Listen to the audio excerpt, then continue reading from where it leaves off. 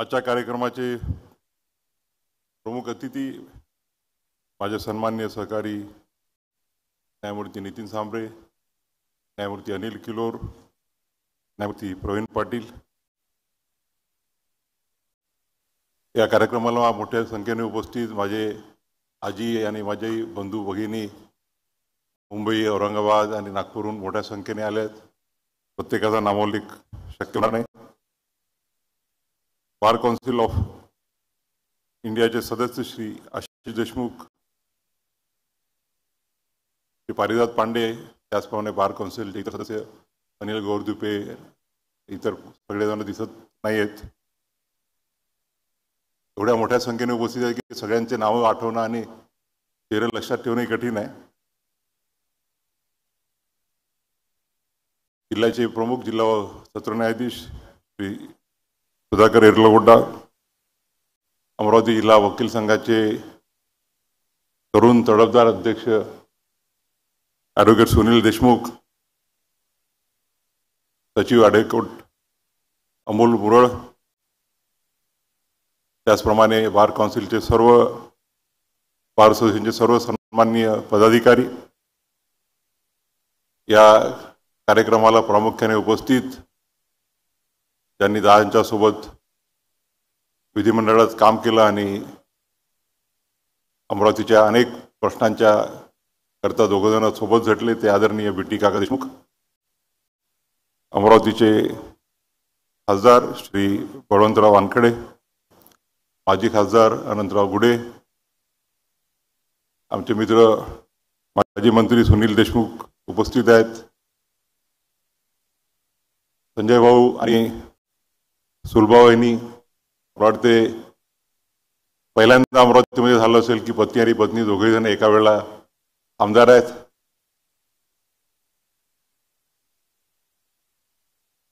या कार्यक्रमाला उपस्थित शिवाजी शिक्षण संस्थेचे अध्यक्ष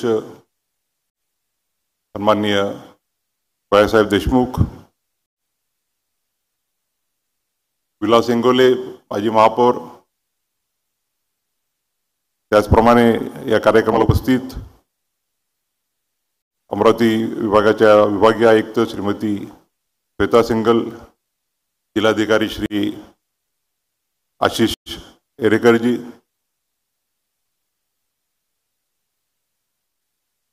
या विभागाचे पोलीसचे इन्स्पेक्टर जनरल श्री पोफळेजी, सीपी श्री अरविंद चिरानिया, त्याचप्रमाणे पोलीस विभागाचे सन्माननीय अधिकारी श्री शिंदे आणि श्री पाटील, पीडब्ल्यूडीचे अधिकारी श्री जोशी, श्रीमती गिरासे मॅडम, श्री गिरी, सुप्रीम कोर्टाचे सेक्रेटरी जनरल श्री मुनगाडे, हायकोर्टाचे रजिस्ट्रार जनरल श्री अडकर, महाराष्ट्र राज्याच्या विधी विभागाचे सचिव श्री विलास गायकवाड, वर्ध्याचे प्रमुख जिल्हा न्यायाधीश श्री भरुका, हायकोर्ट वकील संघटनेचे अध्यक्ष श्री अतुल पांडे, त्याचप्रमाणे इतर पदाधिकारी, नागपूर खंडपीठाचे मुख्य सरकारी वकील श्री देवेंद्र चव्हाण, नागपूर हायकोर्टाचे माजी सरकारी अधिकारी श्री बीटी पाटील, अमरावतीचे जिल्हा सहकारी वकील श्री परीक्षित गणोरकर, या ठिकाणी उपस्थित विदर्भातल्या अनेक जिल्हा वकील संघटनांचे सन्माननीय अध्यक्ष, विदर्भाच्या कानाकोपऱ्यातून आलेले सर्व सन्माननीय वकील बंधू भगिनी, नागपूरहून उपस्थित डेझिग्नेटेड सिनियर आणि नॉन डेझिग्नेटेड सिनियर वकील, अमरावती जिल्ह्यातील सर्व ज्येष्ठ वकील, त्याचप्रमाणे वकील संघाचे सर्व सदस्य, अमरावती शहरातील उपस्थित गणमान्य नागरिक, मोठ्या संख्येने इथे माझे नातेवाईक आणि मित्र उपस्थित आहेत। आशीर्वाद देण्याकरता माझी आई कमलताई गवई, त्याचप्रमाणे माझी अर्धांगिनी डॉक्टर तेजस्विनी गवई आणि उपस्थित सर्व बंधू आणि भगिनींनो, सर्वप्रथम छत्रपती शिवाजी महाराज, डॉक्टर बाबासाहेब पंजाबराव देशमुख, संत तुकडोजी महाराज, संत गाडगे महाराज आणि दादासाहेब गवई यांच्या पवित्र स्मृतीला अभिवादन करतो। या प्रसंगी मी भारताचा मुख्य न्यायाधीश म्हणून नाही तर आपल्या अमरावतीचा पुत्र या नात्याने अमरावतीच्या मातीला वंदन करण्याकरता आणि आपल्या सर्वांचे आशीर्वाद घेण्याकरता उपस्थित आहे। आज सकाळपासून जो मी लँड झालो 12 साडेबारा आणि त्यानंतर सकाळपासून जो आपल्या सर्वांकडून प्रेमाचा जो वर्षाव चालू आहे त्यांनी पूर्णतः भारावून गेलो आहे आणि शब्द सूचनाचे झाले आहेत। इंद्रजित भालेराव यांच्या कवितेच्या 2 ओळी आठवतात। कृतज्ञ मी, कृतार्थ मी, जीवनाचा अर्थ कळला। आपण जे प्रेम दिलं, आपण जो आशीर्वाद दिला, मला वाटतं की 40 वर्षामध्ये मी वकिलीत असो किंवा उच्च न्यायालयाचा न्यायाधीश म्हणून असो, सर्वोच्च न्यायालयाचा न्यायाधीश असो की आता भारताचा मुख्य न्यायाधीश असो, मी जे काही आपल्या आशीर्वादाने करू शकलो त्या कार्याची आपण मला दिलेली पावती आहे आणि त्याबद्दल मी सदैव आपला ऋणी राहू इच्छितो। गेल्या 40 वर्षाचा जीवनपलट डोळ्यासमोर उभा राहतोय। वेळ खूप झालेला आहे, त्यामुळे मी जास्त वेळ घेणार नाही।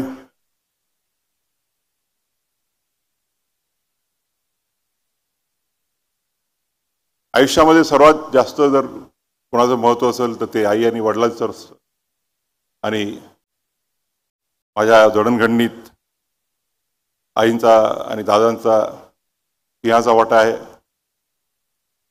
आईने कष्ट करणं शिकवलं। मगाशी सांगितल्याप्रमाणे आई स्वतः लग्नानंतर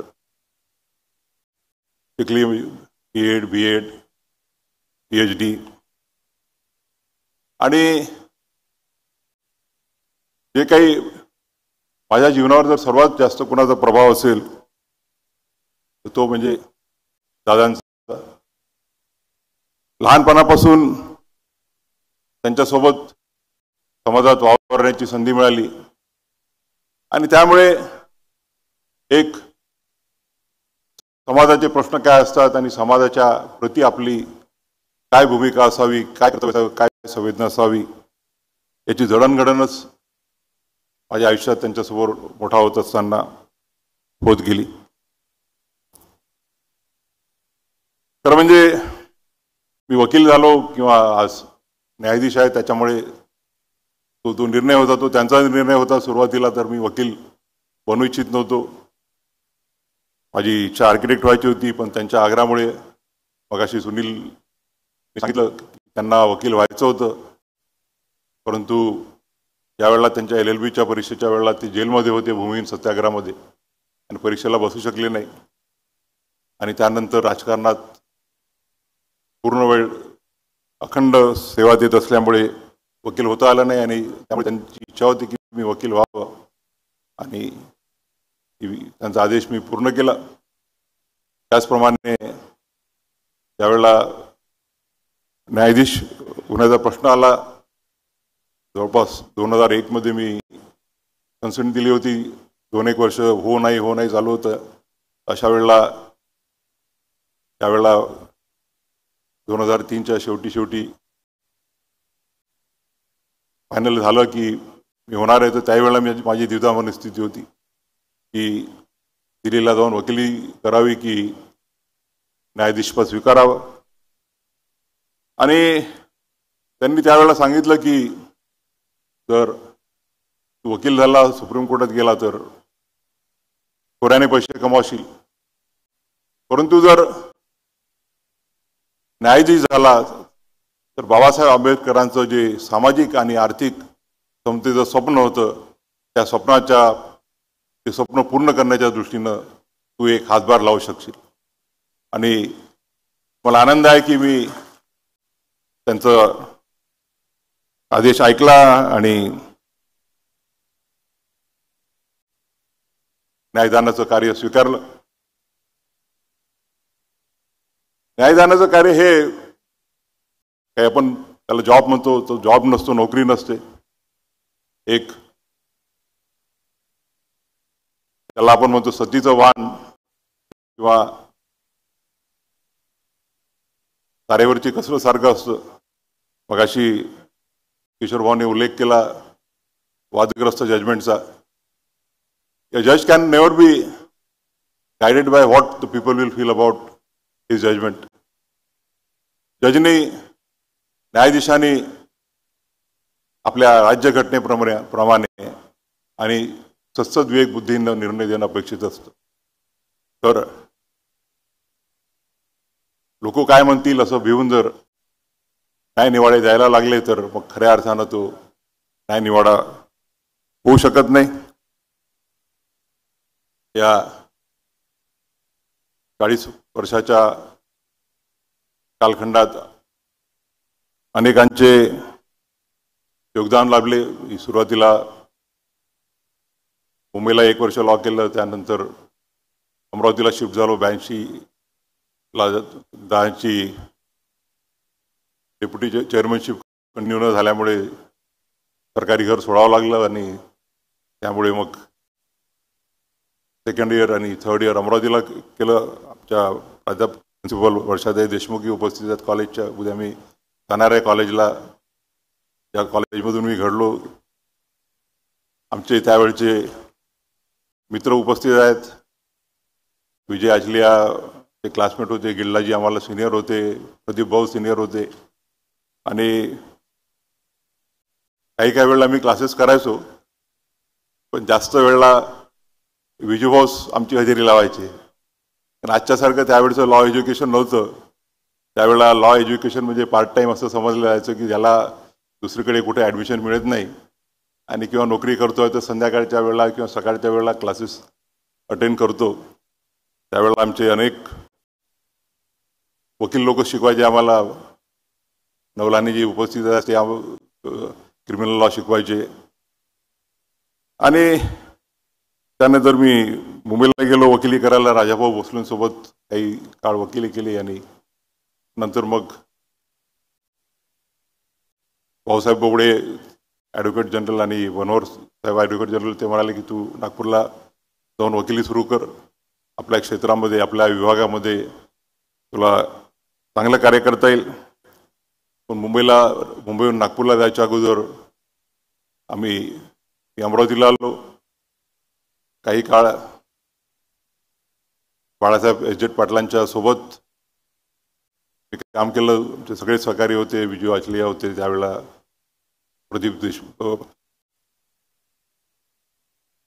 प्रदीपराव होते, त्याच्यानंतर अनिल भाऊ, अरुण भाऊ वगैरे सगळे होते, सुनील होता. आणि त्यावेळेला बाळासाहेब नेहमी नागपूरला जायचे आठवड्यातून 2-3 वेळा. परंतु त्यावेळेला असं अपेक्षा होती की बाळासाहेब हे हायकोर्टामध्ये त्यांचं इलेव्हेशन होईल. कारण की त्यावेळेला असं राहायचा विचार की डिस्ट्रिक्ट कोर्टातून जे, आणि त्यांची नागपूरलाही चांगली वकिली होती. परंतु दुर्दैवाने फार लवकर त्यांना नियतीने आपल्यातून उचलून घेतलं. आज या प्रसंगी मला त्यांची खरोखर आठवण येत आहे. परंतु मला आनंद होतो आहे की आज भारताचा मुख्य न्यायाधीश म्हणून या व्यासपीठावर उपस्थित असताना, याच व्यासपीठावरती बाळासाहेबांचा सुपुत्र प्रवीण पाटील हा न्यायाधीश प्रवीण पाटील म्हणून उपस्थित आहे.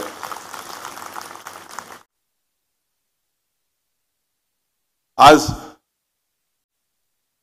प्रकाश भाऊंची पण कोणी जाणवते ज्या वेळेला मी निर्णय घेतला की नागपूरवरून अमरावतीवरून नागपूरला जाऊन शिफ्ट व्हायचं आणि त्यावेळेला नागपूरला जाऊन वकिली चालेल की नाही याची खात्री नव्हती. परंतु प्रकाश भाऊने म्हटलं की तू जा नागपूर आणि मैं तेरे को केसेस भेजते जाऊंगा.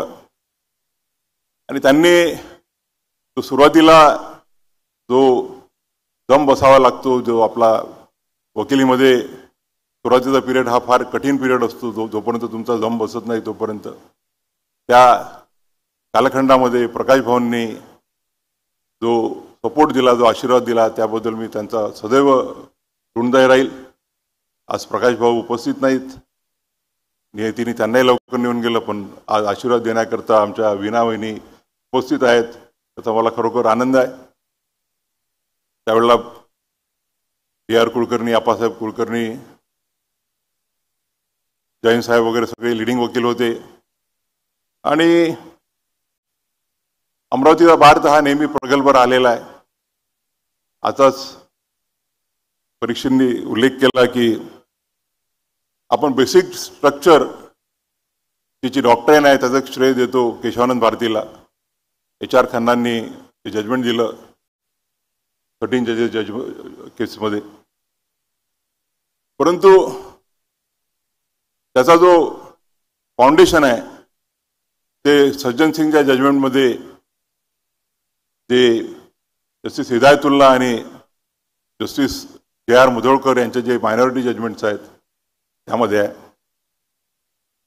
जस्टिस हिदायतुल्ला आपल्या जजमेंटमध्ये म्हणाले की I would require stronger reasons than the given in Shankari Prasad to hold that the Parliament's powers are unrestricted, unbridled. परंतु जस्टिस J.R. मुधोळकर म्हणाले की whether the power to amend can be construed to change the constitution. ते जर म्हणाले की amendment नुसार जर पूर्ण कॉन्स्टिट्यूशन जर बदलता येणार असेल तर मग त्याला अमेंडमेंट कसं काय भरता येणार आहे. आणि म्हणून त्यांनी व्ह्यू घेतला की though the parliament has powers to amend the constitution, it has no power to alter the basic features of the constitution. आणि तो त्यांचा मायनॉरिटी व्ह्यू त्यानंतर 13 जजेसचा व्ह्यू बनला. सुरुवातीला भैयासाहेबांनी सांगितल्याप्रमाणे काही महिने मी त्यांच्यासोबत ऑनररी असिस्टंट म्हणून पण काम केलं गव्हर्नमेंट बोर्ड ऑफिसमध्ये. त्यानंतर नागपूरला गेलो, नागपूरला वकिली चालू केली आणि त्यावेळेला मनोहर साहेब होते ॲडव्होकेट जनरल. त्यांनी आग्रह केला की AGP बना म्हणून. आणि त्यावेळेला 1 वर्षाचा कालखंड भास्करराव पाटील, BT पाटील उपस्थित आहेत, ते त्यावेळेला गव्हर्नमेंट बिल्डर होते. आणि त्यांनी आम्हाला पूर्ण संधी दिली. मी होतो, आमचे सहकारी अवी देशपांडे उपस्थित आहेत, आमचे एक दिवंगत सहकारी त्यांची आठवण येते अरविंद मुजुमदार, राजीव माडखोलकर, आम्ही 3-4 होतो. त्यांना भास्कररावांनी पूर्ण मुभा दिली होती की मग आम्हाला मग ते अमेंडमेंट कुठल्या स्टॅच्युटरी चॅलेंज झाला असेल तर त्या चॅलेंज फेस करण्याची सरकारतर्फे संधी मिळाली. त्यामुळे 1 वर्षाच्या कालखंडात भरपूर शिकता आलं. 1 वर्ष सरकारी वकिली केल्यानंतर मी 93 मध्ये राजीनामा दिला आणि 2000 ज्यावेळेला सरकार बदललं त्यावेळेला विलासराव देशमुखांनी आग्रह केला की तुम्ही नागपूरचं मुख्य सरकारी वकील पद स्वीकारावं.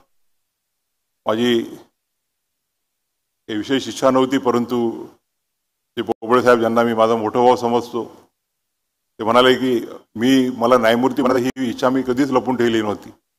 मी सुरुवातीपासून ओपन होतो की जर योग्य वेळी संधी आली तर मी निश्चितच न्यायमूर्तीपद स्वीकारू इच्छेल. त्यांनी सल्ला दिला की तू जर गव्हर्नमेंट पीरियड झाला तर तुला शॉर्टकट राहील हायकोर्ट जज बनायसाठी आणि बारमधून खूप लोकांसोबत कॉम्पिट करावं लागेल. गिल्लाजींसारखे मोठमोठे वकील होते त्यावेळेला अमरावतीतून तिथं प्रॅक्टिस करणारे, आणि त्यांचा सल्ला स्वीकारला मी. आणि वर्षभराच्या आज मला VP सिंगांनी विचारलं, परंतु त्यावेळेला 40 वर्षाचा नव्हतो मी, 39 वर्षांनी काही महिन्याचा असल्यामुळे ते म्हणाले की 40 वर्षाचा होईपर्यंत थांबावं लागेल. आणि त्यानंतर मग 6 महिने गेले, 7 महिने गेले, वर्ष गेलं, 1.5-2 वर्षानंतर मग न्यायमूर्ती होऊ शकलो. या 22 वर्षाच्या कालखंडामध्ये न्यायमूर्ती म्हणून बाबासाहेब आंबेडकरांनी जे संविधान दिलं आणि त्या संविधानाचे जे मूल्य आहेत त्या मूल्यानुसार मी कार्य करण्याचा प्रयत्न केलाय. नेहमी वाद होत असतो की विच इज सुप्रीम. आमचे बरेचसे मित्र उपस्थित आहेत जे पार्लमेंट लेजिस्लेचरला रिप्रेझेंट करतात, आणि मध्यंतरी एका घटनात्मक व्यक्तीनेच म्हटलं की द पार्लमेंट इज सुप्रीम. मी म्हटलं की neither the parliament not the executive not the judiciary are supreme, but it is only the constitution of India which is supreme and all the wings work under the constitution. मी या 22 वर्षाच्या कालखंडामध्ये, त्याच्या अगोदर 18 वर्षाच्या कालखंडामध्ये वकिली म्हणून आणि न्यायमूर्ती म्हणून जे काम केलं आहे ते सगळं आपल्या समोर आहे. मी ज्यावेळेला सर्वोच्च न्यायालयाचा मुख्य न्यायाधीश झालो त्यावेळेला पत्रकारांनी इच्छा व्यक्त केली इंटरव्ह्यू द्यायची, परंतु मी कोणाला इंटरव्ह्यू दिला नाही, कारण की मला सुरुवातीला खूप जास्त अपेक्षा वाढवायच्या नाही आहेत. आणि याच्या अगोदरचे बरेच उदाहरणं मी बघितले की शपथ झाल्या लांबलचक इंटरव्ह्यूमध्ये मी हे करणार आहे, मी ते करणार आहे, आणि नंतर कालखंड संपताना जास्त बोलू इच्छित नाही. त्यामुळे मी सांगितलं की मी एवढंच फक्त अभिवचन देईल की मी जी शपथ घेतली आहे त्या शपथीप्रमाणे माझ्या योग्यतेनुसार आणि माझ्या सत्संग बुद्धीला जे मान्य होईल, भारतीय राज्यघटना, भारताच्या राज्यघटनेअंतर्गत केलेले कायदे यानुसार मी माझं कार्य करण्याचा प्रयत्न करेल. माझ्या प्रत्येक जजमेंटमध्ये जिथे जिथे सामाजिक आणि आर्थिक समानतेचा प्रश्न येतो त्यावेळेला नेहमीच मी ते आपले फंडामेंटल राईट्स आहेत आणि डायरेक्टिव्ह प्रिन्सिपल्स पार्ट 3 आणि पार्ट 4 ऑफ द कॉन्स्टिट्यूशन यांचा समन्वय साधण्याचा प्रयत्न केलेला आहे. नुकतंच विदर्भातला नागपूर प्रदेशात तो झुडपी जंगलाचा एक मोठा गहन प्रश्न आहे, त्याबद्दल मागच्या महिन्यात माझं जजमेंट आलं. आणि काही वेळेला मी right to shelter, right to livelihood याचा आधार घेऊन जे लोक वर्षानुवर्षे घरात राहत आहेत, जे लोक वर्षानुवर्षे आपली शेतीवरती निर्वाह करत आहेत, त्यांच्या अधिकारावरती गदा आणता येणार नाही. आज आपण सर्वांनी सकाळपासून जे प्रेम दिलं त्याबद्दल मला शब्द नाही आहेत. आज या प्रसंगी दादांची उणीव तर जाणवतच, परंतु माझे आजोबा आणि आजी जे आमच्या गवई कुटुंबाचे त्याला म्हणतो सेंटर आहेत, प्रेमांजी गवई आणि सरुबाई गवई यांची आठवण येते. लहानपण आम्ही आजीसोबत घालवलं आणि भरपूर प्रेम दिलं आजीनी. आमचं कुटुंब हे मर्यादित कुटुंब राहिलं नाही. मला आठवते लहानपणी दादांचे नुसतं सख्खे भाऊ आणि बहिणी नाही तर तो एक्सटेंडेड त्यांचे चुलत भाऊ, आते भाऊ, मामे भाऊ हे सगळेजण तिथे शिक्षणाला राहायचे. कारण की त्यावेळेला शिक्षणाच्या सुविधा एवढ्या उपलब्ध नव्हत्या आणि त्या फ्रेजरपुराच्या छोट्याशा घरामध्ये एका वेळेला 10-10, 15-15 लोक तिथे राहायचे. माझी आई आणि माझ्या छोट्या आत्या सोनूबाई त्या सर्व लोकांचा तिथे स्वयंपाक करायच्या. आज ते सर्वजण सुस्थितीत आहेत. आज मला आनंद आहे की दादा जरी नसले तरी आज आई उपस्थित आहे आणि आईच्या उपस्थितीत हा सोहळा होतोय आणि आईचा सत्कार सुद्धा आपल्या सर्वांच्या उपस्थित होतोय. माझे दोन्ही काका, आमचं कुटुंब एकत्र कुटुंबच राहिलेलं आहे. वसंता काका आणि डॉक्टर विश्वास काका हेही आज इथे उपस्थित आहेत. आमची पिढी, आमच्या पिढीतले सगळ्यात सिनियर आज डॉक्टर भीमराज तायडे आहेत. आमच्या पिढीतले सगळेजण, आमच्या नंतरच्या पिढीतले खूप सारे कुटुंबीय उपस्थित आहेत. माझे लहानपणापासूनचे मित्र रूपचंद खंडेलवाल आणि इतर मित्र या ठिकाणी उपस्थित आहेत. कार्यक्रम थोडा सिरियस झाला तर फक्त मगाशी किलोर साहेबांनी एका लहान मुलाची आणि मुलीची आणि वडिलाची गोष्ट सांगितली.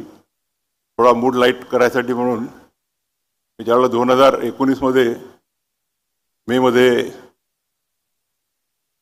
शपथ घेतली, 24 मे 2019 रोजी सर्वोच्च न्यायालयाचा न्यायाधीश म्हणून.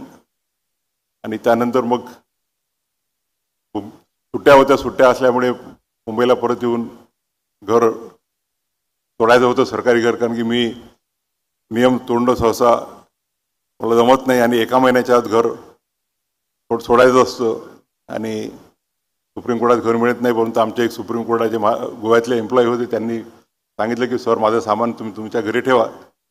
ते पॅकिंग करून आणि पॅकिंग केल्यानंतर औरंगाबाद, अमरावती आणि नागपूरचा, मुंबईचा सत्कार घेऊन परत गेलो. आणि वेकेशनमध्ये 2 आठवड्याची सिटिंग होती. माझ्या अगोदरचे जे प्रमुख न्यायाधीश होते संजीव खन्ना साहेब, त्यांच्यासोबत बेंच बसला होता. आणि सुरुवातीला ज्यावेळेला मी मुंबई उच्च न्यायालयात होतो त्यावेळेला पूर्ण वाचून जायचो. पण नंतर बोबडे साहेबांनी म्हटलं की तू वाचून जात नको जाऊ, कारण की लोकांची अशी कंप्लेंट आहे की तू प्रीडिटर्मिन होऊन जातो म्हणून. 2010 पासून वाचणं थोडं कमी केलं, पण सुप्रीम कोर्ट गेल्यावर वाचल्याशिवाय जमत नाही.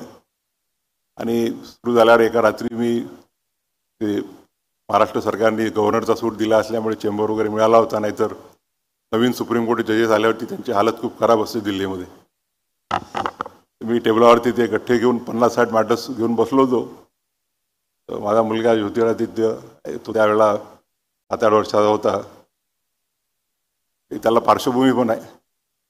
मी पहिल्या दिवशी त्या न्यायमूर्ती सोबत बसलो होते, त्यांची थोडी जे सिनियर आहेत, नाव घेत नाही मी आता, तर तो आला की म्हणे चला पप्पा झोपायला चला. म्हटलं बेटा पहा मला ते मॅटर्स वाटायचे आहेत, थोडा वेळ थांब. परत अर्ध्या तासानंतर आला की चला झोपायला चला तुम्ही. म्हटलं तुमच्यासोबत झोपायचं आहे. म्हटलं मला वाचायचं आहे. म्हटलं एवढे सगळे मॅटर्स आहेत उद्या लागलेले आहेत. परत 12-12:30 आला. आता तर जरा म्हटलं माझे मॅटर्स संपून झालेले नाहीत वाचून. कसं येतो म्हणे तुम्हाला करायचं काय म्हणे सुप्रीम कोर्टात. नो करायचं म्हणे, मॅटर्स फेकून द्यायचं आहे. पहिल्या दिवशी ज्यांच्यासोबत मी बसलो होतो तर तो कोर्टात बसला तर 1-2 तास त्यांनी बघितलं की काय होतं तिथे. तर या माझ्या सगळ्या कुटुंबियांचाही मी ऋणी आहे. माझे सगळे काका, माझ्या आत्याबाया आज कुणी नाही आहेत. सुदैवाने मी ज्यावेळेला सुप्रीम कोर्टाचा जज झालो त्यावेळेला 2 आत्या होत्या. सगळं आमचं जे एकत्र कुटुंब आहे त्या सर्व कुटुंबियांचा नेहमीच सपोर्ट राहिलेला आहे, मित्रमंडळीचा सपोर्ट राहिलेला आहे. माझी अर्धांगिनी डॉक्टर तेजस्विनी कारण की जजचं लाईफ म्हणजे फार कठीण लाईफ असतं. लोकांना तू बाहेरून खूप सोपं वाटतं की आता तर लाल लाईट गेले, त्यावेळेला लाल लाईट होते.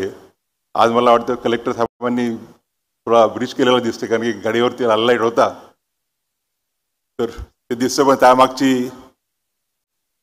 मेहनत दिसत नाही. वकिलांची जजेसची प्रचंड मेहनत असते.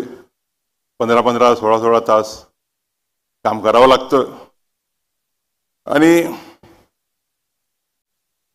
नेहमी आपले सतत विवेकबुद्धी आणि संविधानिक मूल्य याची जाण ठेवून काम करायचं असतं. बऱ्याच वेळेला तारेवरची कसरत असते. बऱ्याच लोकांना असं वाटतं की काही लोकांना की सरकारच्या विरुद्ध दिलं तरच ते इंडिपेंडंट जजेस म्हणून समजले जातील आणि काही वेळा थोडा मग अतिरेकही होतो. काही लोक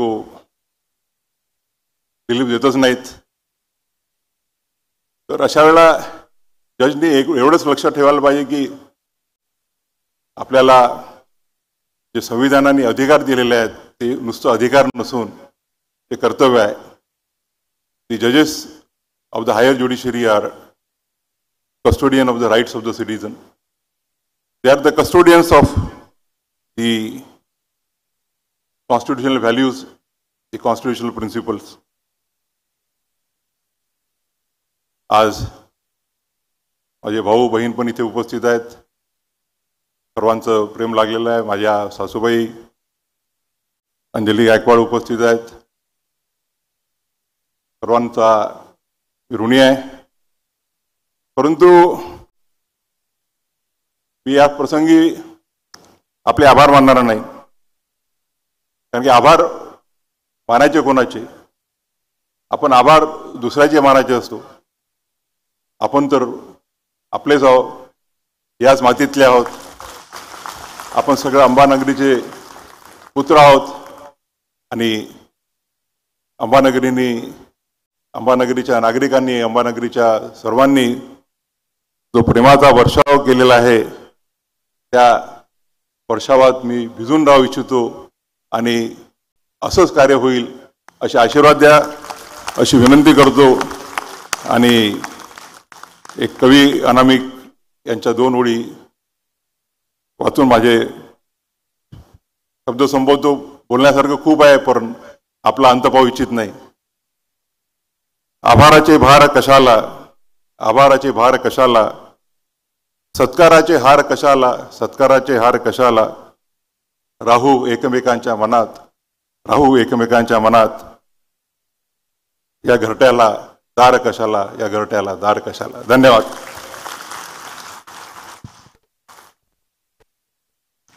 धन्यवाद साहेब. आपण आमच्यासाठी प्रेरणास्थान आहात. तसेच आपल्या